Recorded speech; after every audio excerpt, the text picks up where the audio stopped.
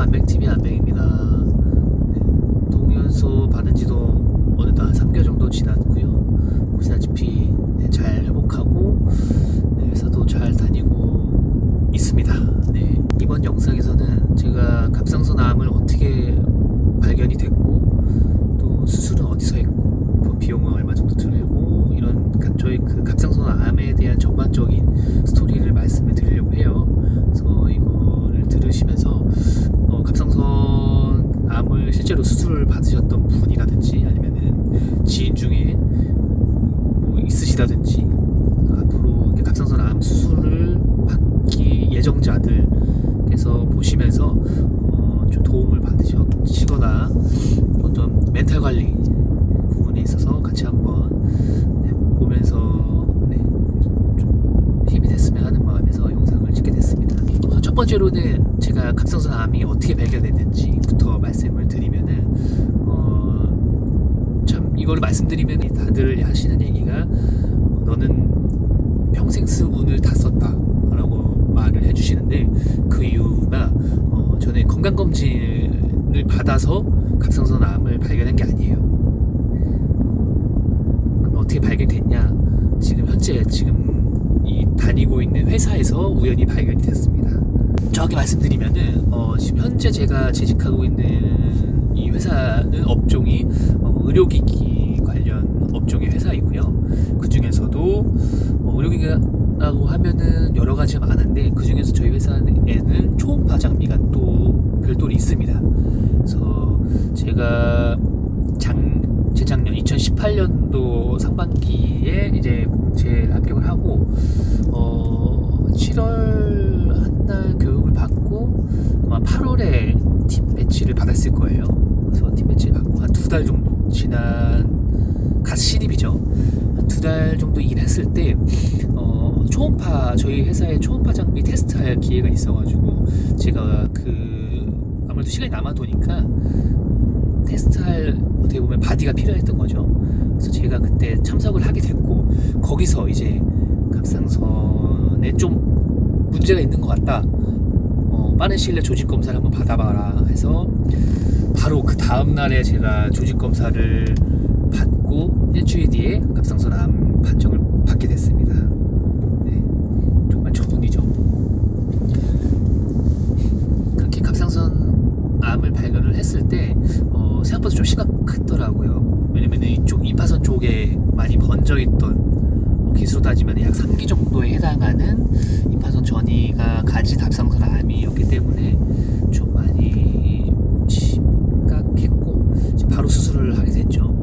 수술을 하고 이제 수술하게 되면 6개월 이내에 동연소 치료를 받게 되는데, 물론 갑상선암이 심하지 않은 사람은 안 받아도 된다고는 하더라고요. 근데 저는 아무래도 임파선까지 먼저 했었기 때문에 동연소 치료가 필요했고, 근데 제가 수술했던 병원은 대학병원이 아니라 그냥 동네에 있는 약간 종합병원이었어요. 그래서 동연소 치료를 받을 시설이 안 되어 있기 때문에 그쪽에서는 그 명지병원 쪽으로 이관을 시켜주더라고요.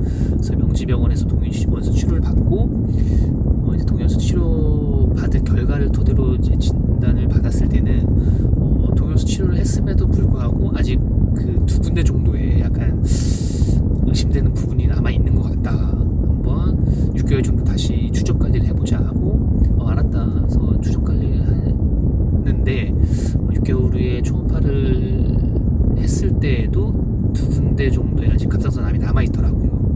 그래서 다시 수술을 해야 될 것 같다고 이제 진단을 해주셔가지고 두 번째 수술은 좀 큰 병원을 가보자 해서 신촌세브란스에서 2019년 그러니까 수술하고 2018년도 10월에 수술하고 이제 1년 뒤인 2019년 10월에 제가 다시 한번 수술을 받게 됩니다. 받고 이제 올해 3월에 동연소 치료를 받고 이제 이렇게 회복을 나가고 있는 상태입니다. 이렇게 어떻게 보면 짧게 수술 2번에 동연소 치료 2번을 받게 됐죠.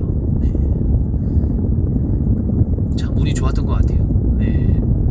좋았던 것 같고, 두 번째로는 어느 병원에 수술을 받을까, 대학병원이 좋을까, 아니면 전문 지역에 있는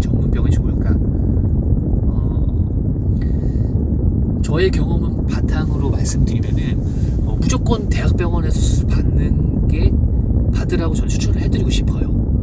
왜냐면은 제가 처음에 수술 받았던 병원은 제가 그 은평구 쪽에서 친구네 집에 잠깐 얹혀 살 때였는데, 그때 그 근처에 좀 갑상선 좀 수술을 잘 하신다는 분이 계셔서 한 높이 한 8층짜리 조그마한 병원이에요. 근데 거기서 이제 수술을 받았었는데 첫 수술은 한 4시간 동안 받았다고 하더라고요. 4시간 동안 받고 한 30몇 개 정도, 38개 정도? 저 기억이 안 나는데 38개 정도 조직을 제거를 했는데 그 중에 18개가 갑상선암이었다고 하고, 아무튼 첫 수술 받았는데 이게 알고 보니까 첫 수술에서 다 제거를 못한 거예요. 약 2군데 정도가 남아있던 상태였죠. 정확히 말씀드리면 수술이 제대로 안 된 거죠. 수술이 제대로 안 된, 100% 완벽하게 되지 않았던 상태였고, 아무튼 그래서 두 번째 수술은 신촌 세브란스에서 받았습니다. 신촌 세브란스에서 받았는데 거기 확실히 체계가 좀 잘 잡혀 있더라고요. 이런 수술에 대한 전반적인 프로세스라든지 입원 절차라든지 아니면 교육, 환자를 대상으로 한 교육, 이런 게 정말 잘 돼 있었어요. 그리고 그 저를 수술하셨던 교수님도 워낙 또 수술 많이 하신 외과 쪽으로 좀 유명하신 분이셨고, 두 번째 수술은 동요소치로 끝나고 PCT까지 찍었을 때는 깔끔히 제거가 됐다고 하더라고요. 아직 이제 3개월 뒤인 9월에 초음파가 남아 있는데, 그때 초음파를 찍고 이제 확실히 좀 알게 될 것 같긴 한데, 아무튼 대학병원에서 저는 수술하는 것을 권유드립니다. 입원에서부터 수술까지 전반적인 그런 프로세스라든지 수술 실력이라든지 그런 수술 환경이라든지 그런 부분에 있어서 저는 무조건 대학병원에서 수술을 받기를 권유드립니다. 그렇다면은 수술하는데 도대체 얼마나 비용이 드냐 궁금하실 텐데, 저는 처음에 이제 조직 검사를 들으러 가는 날에 이제 갑상선암이라는 말을 듣고 이제 벙 쪘죠. 일단 벙 찌고 이제 그 진료 교수님한테 그런 얘기를 듣고 나와서 딱 처음 의자 앉아서 들었던 생각이, 진짜 우리 집 망했다. 제가 이거 수술 받는데 사실 암 보험도 없었고 그랬으니까 망했다, 이런 생각을 먼저 했었죠. 그래서 이거를 어떻게 대출을 받아야 되냐, 사실 집에서도 그렇게 수술 비용을 대줄 환경이 아니었기 때문에 참 그것 때문에 제가 처음 들었던 생각이 그거였어요. 진짜 우리 집 망했다. 근데 진짜 운이 좋게도 갑상선암은 그 산정특례라는 제도에 해당이 돼요. 그게 뭐냐면은 이런 대장암, 위암, 이런 주요 암들을 주요 암에 해당하는 환자들은 5년 동안 그 암 관련된 진료, 수술, 입원, 약 관련된 모든 비용을 그 국가에서 95%를 부담을 해줍니다. 다시 말하면은 환자들은 수술, 입원, 약 이런 비용 발생되는 부분에서 환자들은 5%만 지불을 하면 돼요. 기간이 5년 정도 한정돼 있긴 하지만 5%면은 예를 들어 100만 원이면 5만 원만 내도 되니까, 그래서 그게 해당이 되더라고요, 갑상선암이. 그래서 진짜 그거에 해당이 돼서 정말 안심됐어요. 그래서 그러면 도대체 비용이 얼마 정도 발생이 되냐? 제가 첫 수술을 받고 10일 정도 입원을 했어요. 10일 정도 입원을 하고 퇴원했을 때 한 비용이 제 기억에는 한 200만 원이 안 됐던 것 같아요. 200만 원이 안 됐던 것 같고, 두 번째 신촌 세브란스에서 수술을 받았을 때는 한 3박 4일 정도 입원을 했었거든요. 그때는 한 170만 원 정도 나왔던 것 같아요. 네. 어떻게 보면 금이 크다고도 생각될 수 있지만 진짜 주위에 들으셨던 부분들도 있을 거고 제가 알고 있던 부분들도 있었을 때 반해서는 정말 금액적으로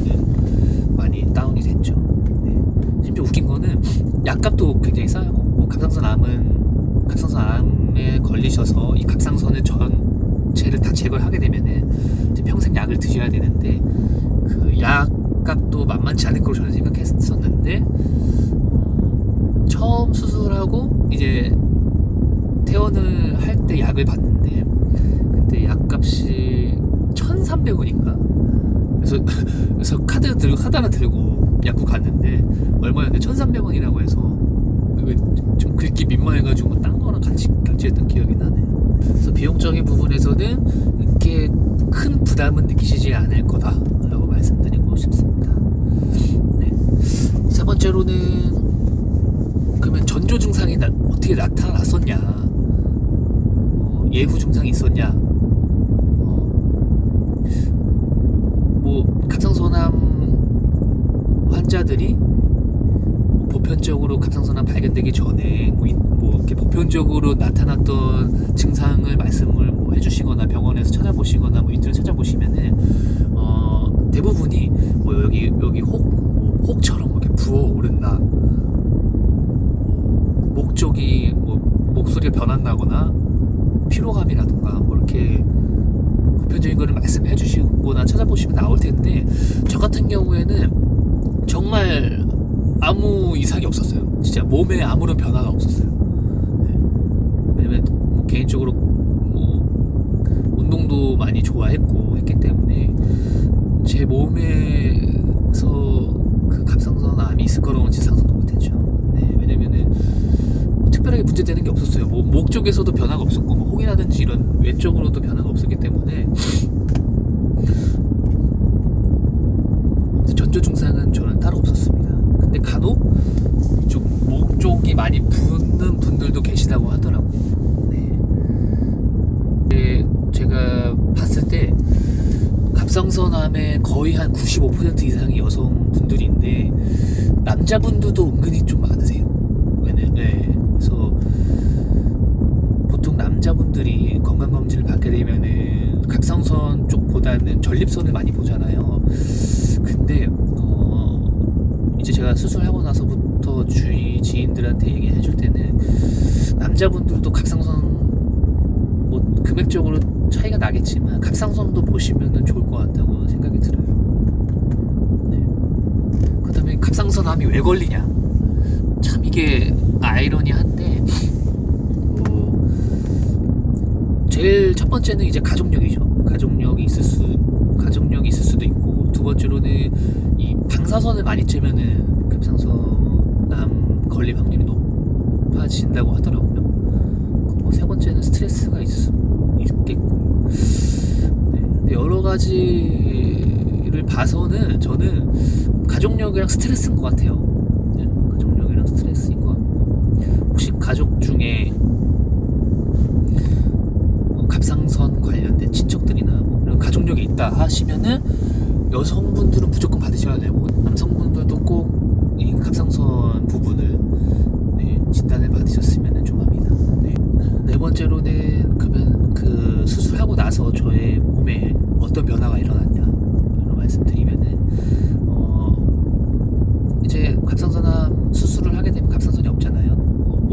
요새 기술이 발달돼서 심하지 않으신 분들은 로봇 수술로 제거를 하게 되고 갑상선을 다 절제를 안 하시는 분들도 있는데 저같이 뭐 임파선 쪽으로 번진다던가 좀 심하신 분들은 갑상선을 아예 제거를 하게 되는데 그럼 저의 몸에는 갑상선이 없잖아요. 그러면은 갑상선암 수술한 후에 부작용이라든지 몸에 변화가 생길 텐데 보편적으로 말씀해 주시는 게 이제 피로감이 증가하고 목소리에 변화가 생기고 목소리가 안 나올 수도 있고 손발이 저린다든지 뭐 이런 일반적인 것들이 있는데 저와 몸에 나타냈던 변화는 우선 첫 번째로는 피로감이 상당히 빨리 오고 커졌어요. 네. 그리고 어떻게 보면 예를 들어 수술 전에는 체력이 100이었다면 지금은 한 70 정도라고 해야 되나? 근데 체력도 많이 줄었어요. 저 운동도 그래도 꾸준히 하고 있었는데 체력도 많이 줄었고 피로감도 빨리 오고, 두 번째로는 손발이 가끔 저려요. 네. 이제 갑상선암 수술을 처음에 하면은 몸에 이제 칼슘이 좀 부족하기 때문에 한 6개월 정도 칼슘을 복용하라고 하세요. 그래서 그 약을 6개월 정도 먹게 되면은 이제 괜찮아지는데 가끔 이제 손발이 저릴 때가 있고, 세 번째로는 두통이 가끔 오고 어지러울 때가 있어요. 갑상선암 수술을 받으신 환자분들이 나타나는 부작용이 진짜 환자마다 다 다르다고 하더라고요. 그래서 우선 저한테 나타냈던 부분은 이 정도가 이제 나타나고, 다섯 번째로는 그렇다면 마인드 컨트롤을 어떻게 했냐. 참 황당할 거 아니에요. 저도 엄청 황당했죠. 처음에 이 갑상선 이거 조직 검사 받아보라고 들었을 때부터 벙쪄 있었어요. 네. 근데 희한하게 저는 그러니까 조직 검사 받아보라고 하고 다음날 가서 병원에 이제 초음파 찍고 조직 검사를 했죠. 그때 초음파 찍을 때도 거기 담당 교수님도 좀 갑상선암 가능성이 좀 있을 것 같다라고 하시더라고요. 그래서 저는 그때 느꼈어요. 나는 갑상선암이겠구나. 느꼈죠. 진짜 거의 좀 확실하게 느꼈고, 아니야 다를까 일주일 뒤에 조직 검사 들으러 간 날에 바로 갑상선암이라고 하셨는데 황당하죠. 네. 암이라는 게 진짜 막 주위에 뭐 드라마든지 미디어에서 보는 암 관련된 얘기, 주위 지인들 장난스럽게 친구들끼리 암 걸릴 것 같다 이렇게 얘기도 많이 하고, 아무튼 암에 대해서 듣기만 듣고 보기만 더 간접적으로 봤지 제가 암일 거라고는 진짜 상상도 못했죠. 그래서 처음에 암이라고 했을 때 사실 진짜 모든 사람들이 그렇겠지만 딱 처음 이렇게 듣고 진료 끝나고 나와서 이렇게 딱 의자에 앉는데 진짜 5분 동안은 멍하니 있었던 것 같아요. 멍하니 있었던 것 같고, 아까 서두에서도 얘기했던 것처럼 제일 먼저 든 생각은 이걸 비용적으로 어떻게 해결해야 되냐. 또 앞으로 생각도 안 들어요. 그냥 이거 진짜 잣됐다. 이거 어떻게 해야 되냐. 그 생각밖에 안 들었고, 우선은 다행히 회사에서 저한테 배려해주는 부분이 많았어가지고 그나마 좀 덜했죠. 처음에 그래서 아무튼 멘탈이 나갔고, 처음에 저는 내 가족한테 이거를 안 알리려고 했어요. 진짜 그러면 안 되는데 안 알리고 그냥 수술을 할까. 어차피 제가 그때 친구네 얹혀 살고 있었기 때문에 그럴까 생각했는데, 절대 그러시면 안 되고, 만약에 그런 상황이 벌어지게 되면 무조건 가족이랑 상의를 먼저 하시고, 수술도 대학병원에서 할 거냐 큰 병원에서 할 거냐 이거부터 아무튼 가족분들이랑 무조건 상의를 하셔야 돼요. 처음에는 수술하고 나서 이제 입원을 한 10일 정도 하고 퇴원해서 집에 있을 때 참 진짜 여러 가지 생각이 들었어요. 처음에는 이게 참 부정적으로밖에 생각이 안 되더라고요. 진짜 아니 나이도 어린데, 제가 올해로 30인데 첫 수술을 28에 했거든요. 28에 했고, 그래도 여자분들이 더 많이 발견된다고 하고 남자분들이 극히 진짜 0. 몇 %라고 하는데, 그 중에 왜 나일까? 나이도 어리고 아무튼 운동도 많이 했고 나름 건강하다고 생각을 했는데 나한테 이런 일이 발생을 했을까? 이렇게 계속 부정적으로 생각을 좀 많이 했었던 것 같아요. 네, 그러다가 이렇게 다르게 생각했던 게, 이게 만약에 늦게 발견됐으면 죽었을 수도 있겠구나. 이게 일찍 그래도 운 좋게 발견이 됐기 때문에 정말 천운이다. 어떻게 보면은 인생을 다시 한번 재구성할 수 있는 기회다 이렇게 생각을 하면서부터 그나마 좀 부정적으로 들었던 생각이 좀 괜찮아진 것 같아요. 수술하시게 되면은 정말 부정적인 생각이 많이 드실 거예요. 왜냐면 수술 끝나고 나서도 몸이 이제 변하게 되고 하게 되면은 스트레스, 체력적인 부분도 막 피로감도 많이 드니까 스트레스도 많이 받고 하실 텐데, 저는 그냥 무조건 긍정적으로 생각하셨으면 좋겠어요. 예를 들어 이제 수술 전에 체력이 100이었는데 지금 체력이 70이면은 이제는 내 체력은 그냥 70이구나. 이렇게 체력 70으로도 않으니까 체력 70에 내에서만 활동을 하면 되니까 이렇게 긍정적으로 무조건 긍정적으로 생각하셨으면 좋겠고, 진짜 어떻게 보면은 다른 큰 뭐 대장암이라든지 위암 뭐 이런 큰 암에 비해서는 수술이 또 간단하고 회복도 간단하기 때문에 이게 부정적으로 생각을 하면은 끝도 없이 막 계속 꼬르륵 물고 늘어지더라고요. 내가 막 이것 때문에 뭐 내가 이걸 해야 되냐 말아야 되냐 뭐부터 해가지고 뭐 아무튼 여러 가지 부정적인 생각이 들었는데, 저는 사실 지금은 제가 갑상선암 수술을 했던 환자지 뭐 특별하게 저는 그렇게 생각 안 해요. 그냥 평범한 사람 같고, 뭐 아침에 그냥 눈 뜨자마자 약 하나를 먹는 그 정도? 남들과 다르다면은 그 정도지. 뭐 지금은 뭐 크게 생각이 안 들더라고요. 심지어 저희 팀의 선배 직원분도 저처럼 수술 2번 하셨던 분도 있고, 어떻게 보면은 주위에 이제 흔하게 보이시는 분들이 갑상선암 환자분들인데, 뭐 약 먹는 거 빼고는 진짜 별발 다른 일 없더라고요. 진짜 뭐 크게 뭐 대장암 수술 하시는 분들, 뭐 위암 수술 하시는 분들은 진짜 정말 대단하신 분들이고, 이게 몸에도 많은 변화가 있겠지만 사실 그에 비하면 진짜 갑상선암은 진짜 별거 아닌 것 같아요. 진짜 별거 아니기 때문에 발견해서 수술하신 분들은 정말 뭐 다행이다, 뭐 일찍 발견했다